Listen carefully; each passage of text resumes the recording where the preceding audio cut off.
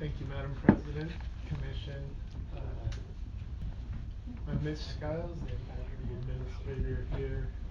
It's been a little while since I've been in front of you. I think it was April the last time we presented just on the general direction of the capital improvement plan. And now we're coming back to give you basically a status report of what we've accomplished so far and where we're headed. This is a high-level overview of what the capital improvements plan looks like so far. This gives you a good idea what the plan could be. This is subject to change as we continue through the CIP process. You don't have to memorize any of this, just trying to give you an overview. So I thought a great way to start my presentation was to show you some little snippets from Idaho code. No better way to start out. Absolutely. What a way to bring the day. One person's excited. I love a rule dropper. Error in judgment right there. Okay. Yeah, Steve loves those statutes. The first describes the definition of a service unit, which is a measure of consumption that must be attributable to an individual unit of development. ACHD's service unit that we use to develop our capital improvement plan is based on vehicle miles of travel. Ultimately, we're determining how many new vehicle miles of travel on the ACHD system are attributable to new development. Mitch, if I can, the kind of 100,000 foot off of the Idaho Development Impact Fee Act. It isn't just an impact fee act for transportation. It's an impact fee act for a whole bunch of different infrastructure. And so Mitch is going through these statutes and he's kind of pulling out, showing you those provisions that we are using with transportation. So there's some people who think when they read the statute, well, it's just pure transportation. It's not. We've had to go through and make that statute applicable to how we do our infrastructure. So I have a question then. Yes. The statute, for example, applies to sewer hookups and you can be charged an impact fee if the city's adopted it for sewer infrastructure. Parks, fire. Parks and fire. But by using the terms attributable to an individual unit of development means that if there's no need to enhance the sewer system in and around this new development, they're not charged a sewer impact fee, even though, you know, the entire city will have more sewer hookups, but this particular one is already adequate, or it will only require a few hookups and not like something that may be developed on the undeveloped area of the city. So there's a distinction. So they have actual service areas that are tied to the individual unit of development. Is that correct? That's generally correct. Okay, and it's the same thing with parks and fire. So they get generally charged citywide the same amount, regardless of where they are or whether they will impact their individual development will impact. There's other infrastructure in the sewer system than the pipe in front of your house. There's the capital improvements to the treatment plant that every new development unit has to pay for, just like on our road system. There's impacts beyond in front of your home. But and sewers charged by street frontage. But there's also an impact fee. No, it's a hookup fee. No, there's and both. it was in place before the impact fee statute was written. The sewer is completely self-sufficient on its own. That's how you get the treatment plant built, because everybody who hooks on has to pay a fee, which goes up every year, as well as an individual monthly consumption fee. It's separate and apart from what we're doing. Yeah, it's not an impact fee for sewers. Okay. Well, good. You got to slide one. I got halfway through slide one. After that little detour, back to you. No, I do appreciate the comments from Steve and the clarification that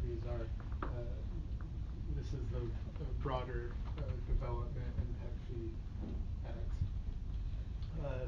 The next item is related to system improvement costs, impact fees have to be used on what's defined in the statute as system improvements. And there are several items in the statute that are not included in system improvements. And the two bullets on the screen basically say that any improvement for existing development does not fall under that category of system improvement, and thus you cannot use impact fees to pay for those improvements. To follow that, impact fees have to be calculated on the basis of levels of service, and they must be attributable to the capacity demands generated by new development. It's a contrast to the previous slide where we talked about improvements for existing development. Development impact fees have to be used for additional improvements to sort of new growth. So now that we made it through the fun part, we'll go on to this background slide. The top two bullets there show the overarching document, which you just saw little pieces of, which is the Idaho Development Impact Fee Act. Also used to help us determine what is and what is not impact fee eligible is our current capital improvements plan, and table C6 outlines the components of what is and is not eligible, and we'll get into that in a future slide. The third bullet is just a reminder to the commission of one of the bullets in the motion for the budget adoption in August. That motion was staff shall present, or the portion of the motion was staff shall present to the commission a proposal to amend the current ACHD impact fee ordinance to include all impact fee eligible facilities that are currently authorized under the Idaho Development Impact Fee Act. And we'll get into that a little bit shortly. So I mentioned table C6 from our adopted capital improvements plan. On the far left of the screen, you can see those items that are fully impact fee eligible. This is what we're doing now. This is what we're doing now. Okay. This is a snapshot of what it looks like today. And these are based on our legal interpretation of the statutory requirements. The middle column there is those items that are partially impact fee eligible. Those essentially we assign a percentage of eligibility based on the portion of new capacity being added to the system. The far right column is those items that are not currently impact fee eligible. And we'll circle back and discuss this a little further in a few slides. I was just going to say you don't have street topologies on there, and we only do it for arterials. We've determined that collectors aren't. So I assume that ped crossings, storm drains, intersections, additional lanes, and right-of-way for arterials only, not right-of-way, additional lanes, intersections, storm drain, or ped crossings on collectors or local roads or any other typology that falls outside of what our definition of an arterial is. Is that right? So even though there may be impacts as more people use local roads or collectors, they might require some improved pedestrian crossings, or they might require a turn lane. None of that's eligible because it only applies to arterials. Is that correct? Yeah, that's correct. The improvements have to be on what we define as right. And is it required under the statute? I couldn't read under the statutory language that arterials are the only thing we can improve. But if we can improve with lanes, intersections, storm drain, and ped crossings on other types of roads that are impacted, and we can demonstrate that, the statute doesn't prohibit us.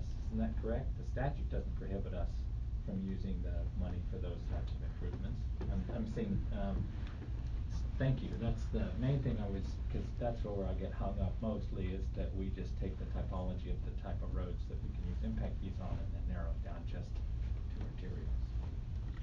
Well, that was something that was, when we first adopted this, back in 2002 or 3, we had a big, impact fee group that helped develop our current impact fee program, and that was a decision that was made then, and, but in terms of your interpretation of the statute, you're correct.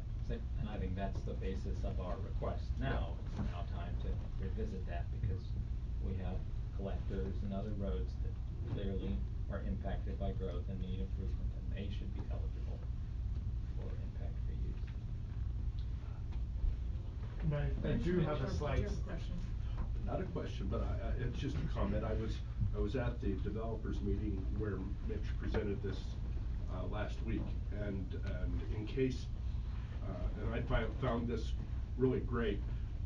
Mitch and Gary and the director and Christy were right on top of things to be able to make sure not even the thought that we were going to not expand what, not follow through on what that budget motion was, that we will be following through on the intent of that budget motion. And I can tell you, I sensed a little bit of fear and trepidation on the part of that group, but and I'm also grateful for Mitch. He called me up and he said, "Commissioner, we took a vote and we'd like you to attend the meeting so that you'll hear this twice, because I know you'll need it." Just kidding. Just kidding. If I can, on the other typologies, that are not arterials, we exact those improvements. We fully exact those, and so the developer is required to build those improvements 100%. So there's no fee attached to it. Well, the fee would be attached to their impact on the arterial system, but that's separate and apart from what we exact. Right, but as you recall from a number of events where a development comes in and clearly it's time to open up a collector, finish a collector, because that will be used, because it's not adjacent and the developer doesn't own that land, that would be an inappropriate exaction to require them to fix something that's not on their land. But that would be appropriate to use impact fees. You've seen that quite a number of occasions. I'm just telling you what we do. Right, no, that was the response I heard at the CICAC when I was listening in. They said, well, we exact those from the developers. It's like, well, if they're off-site, we can't.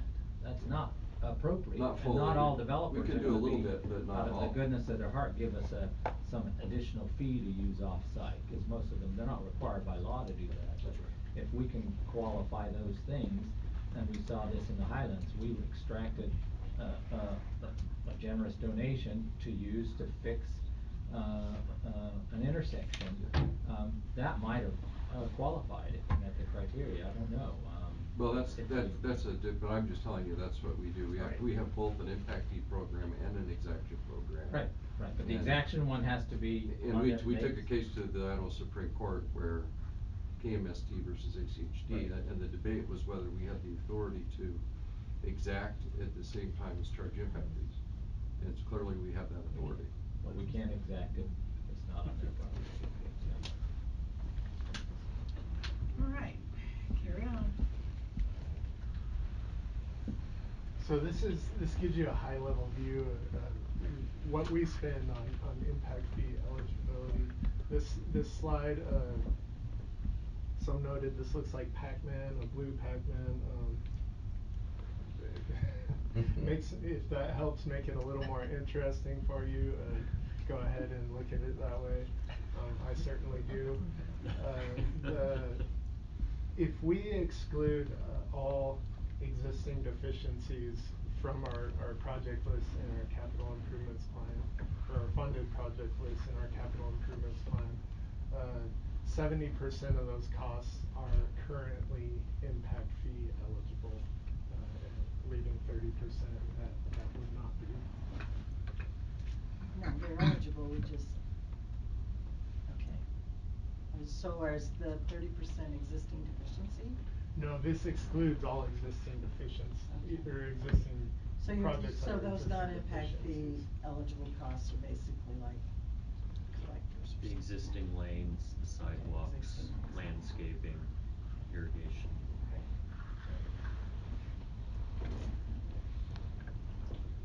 This is some information that was presented to the commission when we kicked off the CIP in April.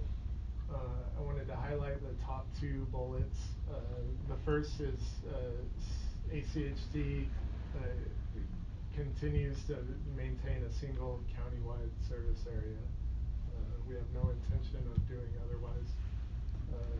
The second bullet is to maintain the system definition of arterials, ultimately excluding collectors. I'll add some additional information here.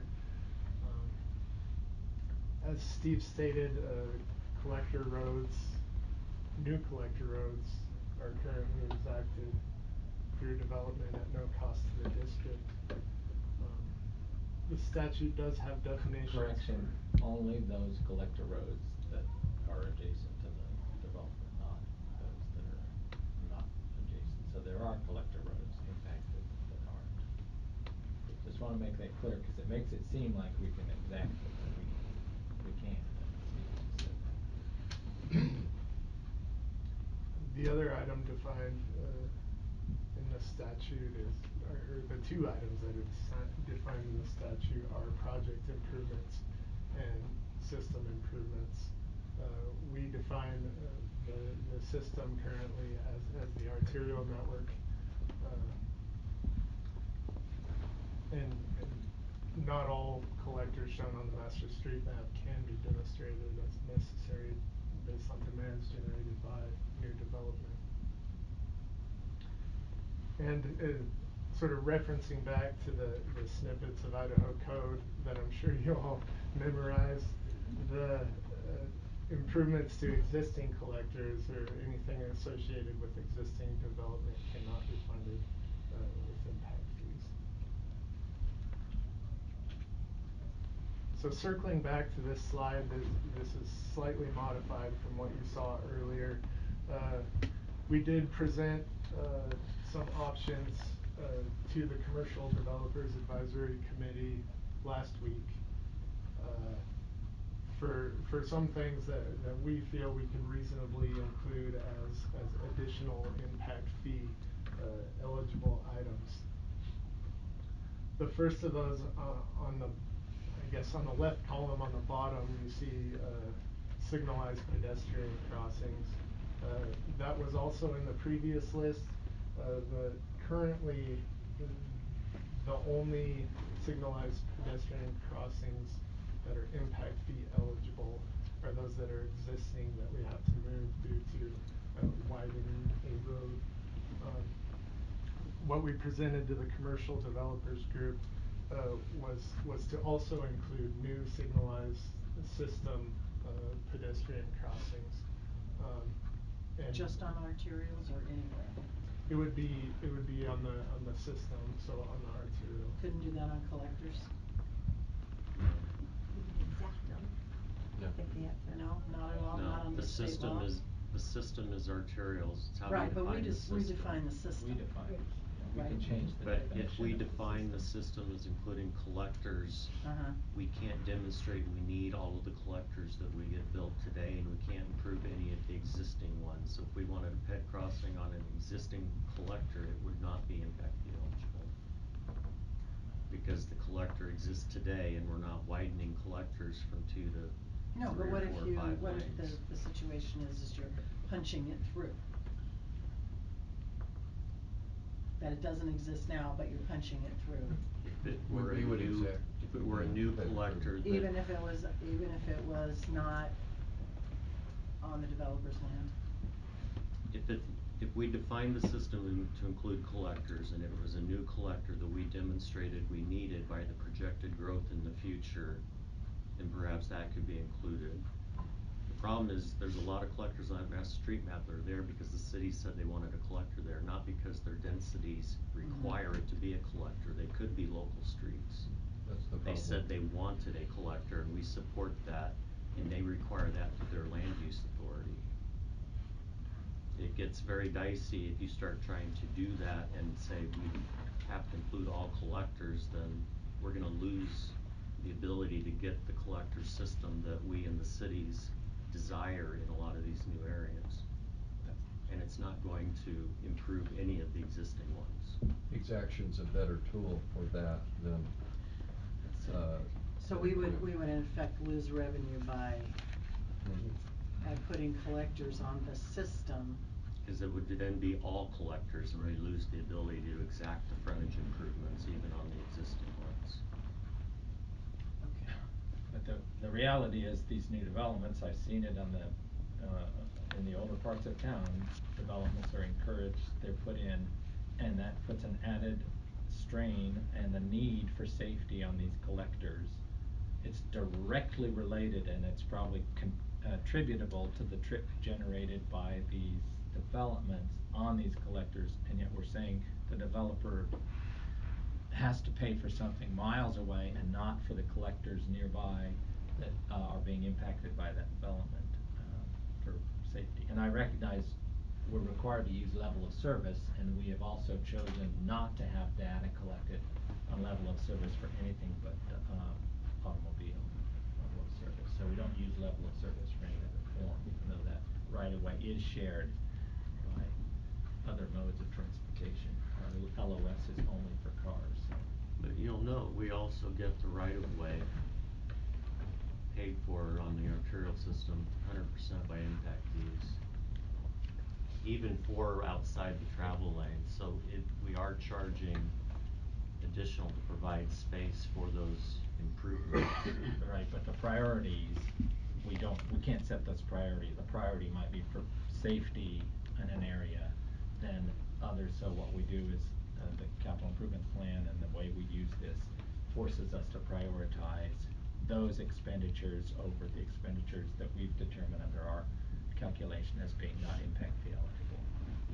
Problem is trying to have a measurable, defined unit of measure for safety issues. I mean, we have other programs that deal with our safety issues. But we need the data in order to do that. What's the data a new development's going to produce? Do we collect that data, or do we wait for the developer to come in, and if they choose to give us that data, they can come up with a different tip generation point, or we just assume countywide data will get us there. So no, I recognize that we don't have that data. So do we collect enough in impact fees to meet all of our needs that are impact fee eligible? The current capital improvements plan does have an unfunded project list. I don't know exactly what that's going to look like. That unfunded list is because of the limitations of the general fund revenue, not the impact fees. Right, but how our much? Our impact fee loan balance has been going down because right. we've been collecting more impact fees than we've spent. It's a matter of our programming. We currently collect more than we're programming in project expenses, yes. As you recall, that's why we came back to you with the change in the commission's priorities. Well, the only portion we're not but getting is existing deficiencies. So if you're thinking of that, you have the... No, I'm thinking more of at what level do impact fees have to be collected in order to meet all the needs that are impact fee eligible? We would need without even the restriction of the without the restrictions of the general fund. We'd need to collect another $5 to $6 million a year. Okay. And that's just on the system we have now. Okay. Is there something in state law that requires us to match it with general fund money? Yep. And there's no way to get around that? Mm-hmm. The general fund portion is to... the existing deficiencies, yes. And it's unconstitutional to require the developer to pay for his existing deficiencies. That's your limitation. That's why the general fund has to pay for it. So for every $100 in impact fees, you have to collect 10 out of the general fund in order to cover all the requirements. And they're entitled to a tax credit, which is another issue. No more tax credits. We got rid of that at the That's last gone. update. Yeah, 'cause you made several changes last January that helped what in your budget motion by getting rid of that 10% tax credit. That was a huge step. But we can't get rid of the match. We just can't do it.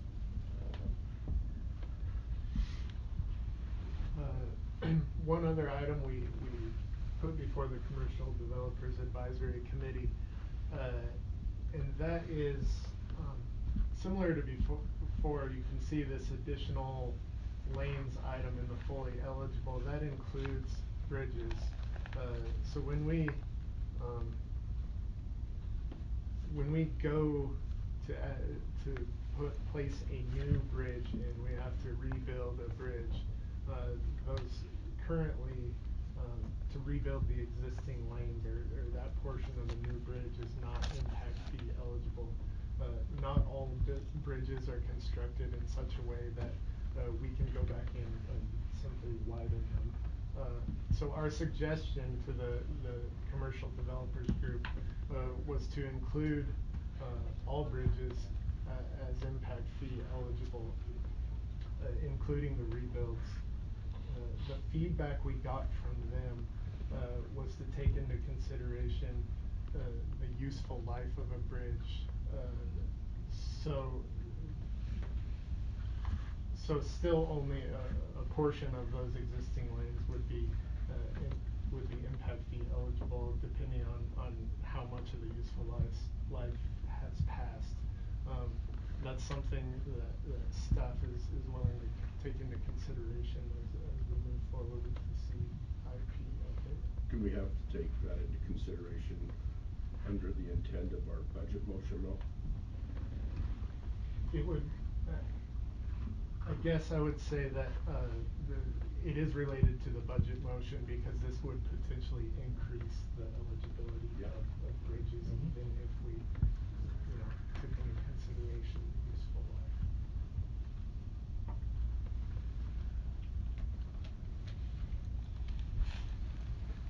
So that's, in a nutshell, where we're at right now. We're continuing through our CIP update.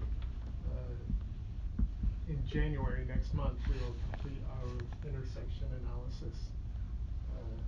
We'll continue to provide updates to the commission at key milestones, decision points as needed. And we're on track to have an adoption hearing in July of 2020.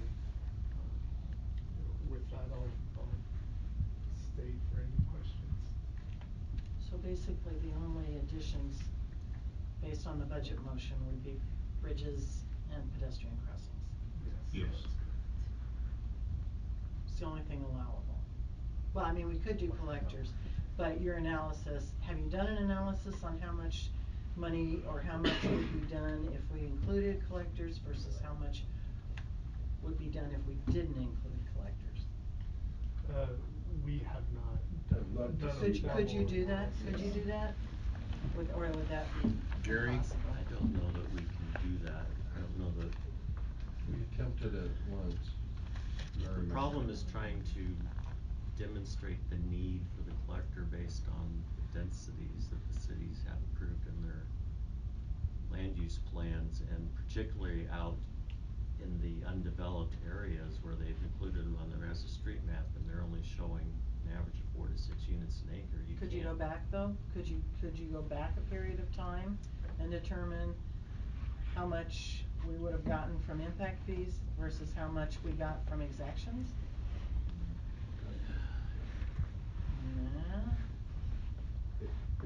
I don't think we can. The problem is also going to be trying to determine how much we would have to spend an additional on collectors out of the general fund, because now we're losing the ability to exact. Well, yeah, but that's what I want to know. I want to know what the difference is between collecting impact fees for collectors versus not.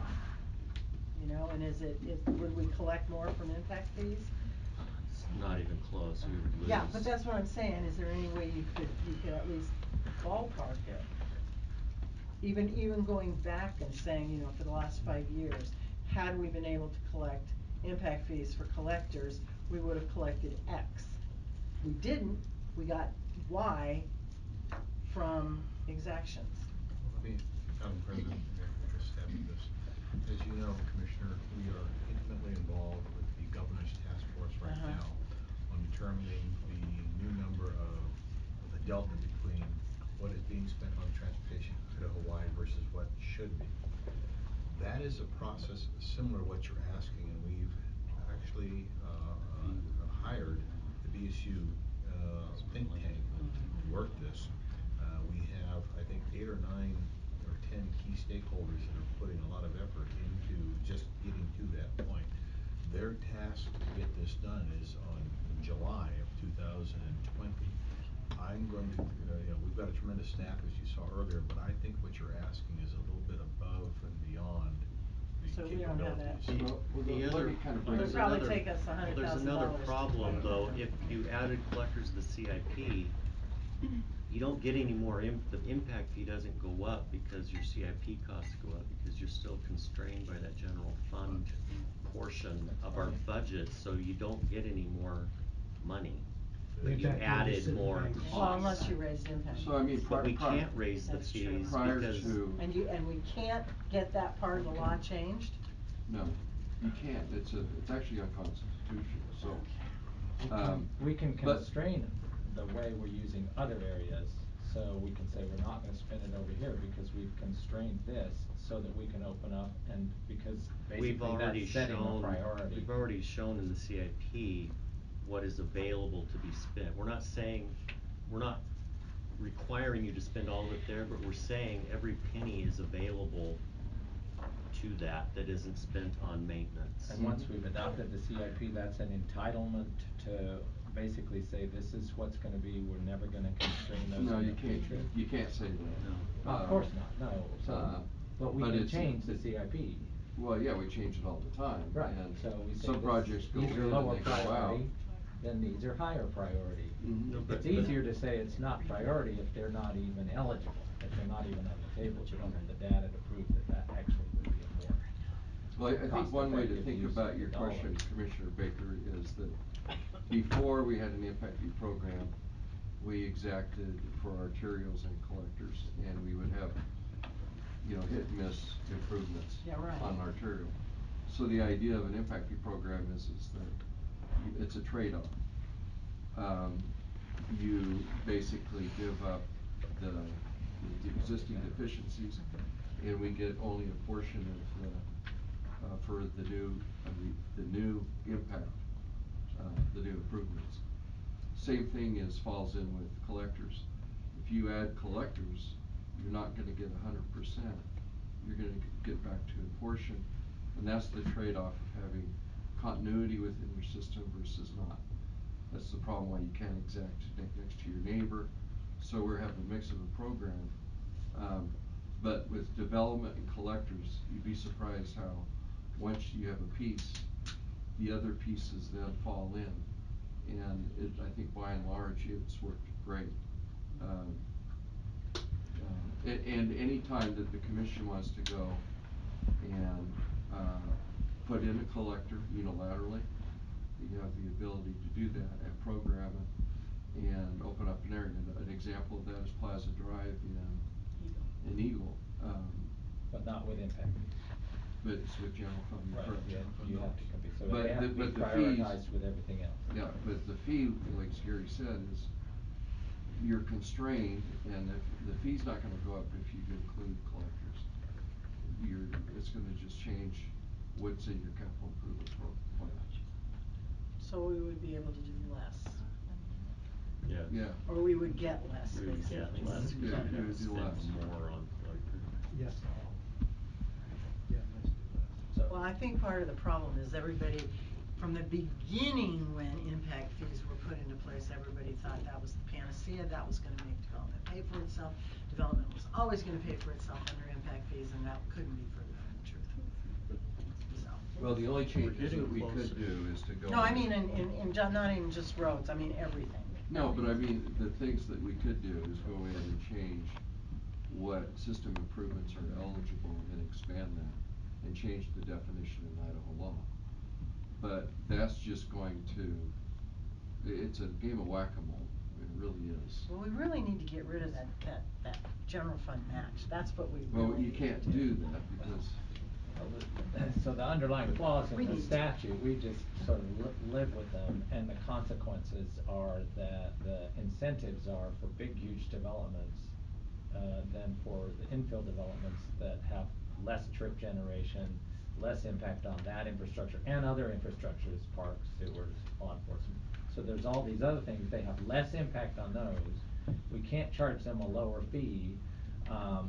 We have to charge them the higher fee, the full fee, unless That's they not come true. in and give us well, information that say, well, we're gonna generate less and we can come in with, yeah, I mean, you use the impact fee program in the service area as a growth management tool. But we don't And- but manage that- growth.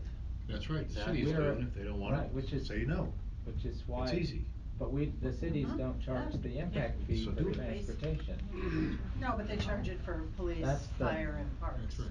That's the, I think there's an unintentional consequence of having a countywide highway district that does that piece of it separate, but it doesn't have any power to say where growth is gonna happen. So there's growth, the growth determiners are not us, but we're the growth taxers and the growth fee chargers. And I don't like that. In Nampa, they're responsible, if they have an impact fee for transportation, they're responsible both for the decision on growth and the transportation impacts that's gonna have on growth. They And have here, crummy it's roads. separated out, well, except that I believe the data shows we're overextended, and Well, that and we're you're raising a bunch- underutilizing a lot of infrastructure, and so that's why I really like, the more data we can collect on what development, and I know that's a land use issue, but what development is generating in terms of the type of trips and the type of impacts on the infrastructure, the better informed we are about what our statute should be. And as far as I can tell, what we're doing is just relying on whatever happens to be a developer saying, I have a different trip generation count, can you lower my fee or waive my fee? We need No, a there's none of that. system-wide, No. we need a system-wide analysis of trip generation on all of these, so that we can make a decision about what our statute, or whether, maybe it Well, is, maybe it is a better not to have this kind of system if it's going to increase the obligations to the taxpayers into the future. So, but we don't have that data. That's what I want, is that information.